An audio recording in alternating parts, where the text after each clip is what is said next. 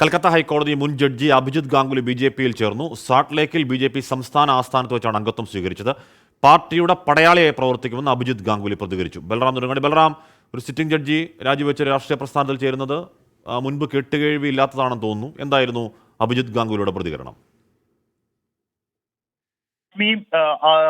അപൂർവങ്ങളിൽ അപൂർവമായ ഒരു രാഷ്ട്രീയ പ്രവേശനമാണ് അഭിജിത് ഗാംഗുലിയുടെ ഭാഗത്തു നിന്നും ഉണ്ടായത്. സിറ്റിംഗ് ജഡ്ജി ആയിരിക്കെയാണ് അദ്ദേഹം താൻ പദവി രാജിവെച്ച് രാഷ്ട്രീയ പ്രവേശനം നടത്തുന്നു എന്ന് പ്രഖ്യാപിച്ചത്. പ്രഖ്യാപിച്ചതിനനുസരിച്ച് തന്നെ കഴിഞ്ഞ ചൊവ്വാഴ്ച അദ്ദേഹം രാജി സമർപ്പിച്ചു. തുടർന്ന് ബി.ജെ.പിയിലേക്ക് താൻ പ്രവേശിക്കുമെന്ന് പ്രഖ്യാപിച്ചിരുന്നു. ഇതിന്റെ തുടർച്ചയായാണ് ഇന്ന് സാൾട്ട് ലേക്കിലെ ബി.ജെ.പി ആസ്ഥാനത്ത് വെച്ച് അദ്ദേഹം ബി.ജെ.പി സംസ്ഥാന അധ്യക്ഷൻ സുഗന്ധ മജുംദാറിൽ നിന്നും അംഗത്വം സ്വീകരിച്ചത്. അംഗത്വം സ്വീകരിച്ചതിന് ശേഷം താൻ ബി.ജെ.പിയുടെ പടയാളിയായി പ്രവർത്തിക്കും എന്നാണ് അദ്ദേഹം വ്യക്തമാക്കിയിരിക്കുന്നത്. അഴിമതി നിറഞ്ഞ തൃണമൂൽ ഭരണത്തെ സംസ്ഥാനത്ത് നിന്നും തുടച്ചു നീക്കുകയാണ് തന്റെ ലക്ഷ്യം എന്നും അദ്ദേഹം വ്യക്തമാക്കിയിട്ടുണ്ട്.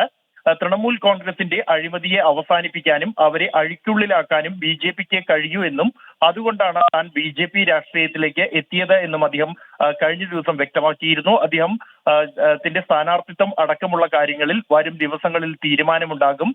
നിലവിൽ തംലൂക്കിൽ അദ്ദേഹത്തെ സ്ഥാനാർത്ഥിയാക്കാനാണ് ബി.ജെ.പി ആലോചിക്കുന്നതെന്നാണ് സൂചന. രണ്ടാം ഘട്ട സ്ഥാനാർത്ഥി പട്ടികയിൽ അദ്ദേഹത്തിന്റെ പേര് ഉണ്ടാകുമെന്ന് തന്നെയാണ് ലഭ്യമാകുന്ന വിവരം. തൃണമൂൽ കോൺഗ്രസിന്റെ ശക്തി കേന്ദ്രമായ തംലൂക്കിൽ തൃണമൂലിനെതിരെ നിരന്തരമായ വിധികൾ ഹൈക്കോടതിയിലെ വിധികളിലൂടെയും പരാമർശങ്ങളിലൂടെയും ശ്രദ്ധേയനായ അഭിജിത് ഗാംഗുലിയെ തന്നെ സ്ഥാനാർത്ഥിയാക്കാനാണ് ബി.ജെ.പിയുടെ നീക്കം. ബൽറാം നെടുങ്ങാടിയാണ്, ഒരു സിറ്റിംഗ് ജഡ്ജിയാണ്, രാജിവെച്ച് രാഷ്ട്രീയ പാർട്ടിയിൽ ചേർന്ന് അപ്പോൾ തന്നെ സ്ഥാനാർത്ഥിയാവാൻ പോകുന്നത്. അങ്ങനെ രാജ്യചരിത്രത്തിൽ നേരത്തെ ഉണ്ടോ എന്നറിയില്ല, ഇല്ല എന്ന് പറയുന്നില്ല, നേരത്തെ ഉണ്ടോ നമ്മുടെ ശ്രദ്ധയില്ല. പക്ഷേ അത് സാധാരണമല്ല, ഉറപ്പ്.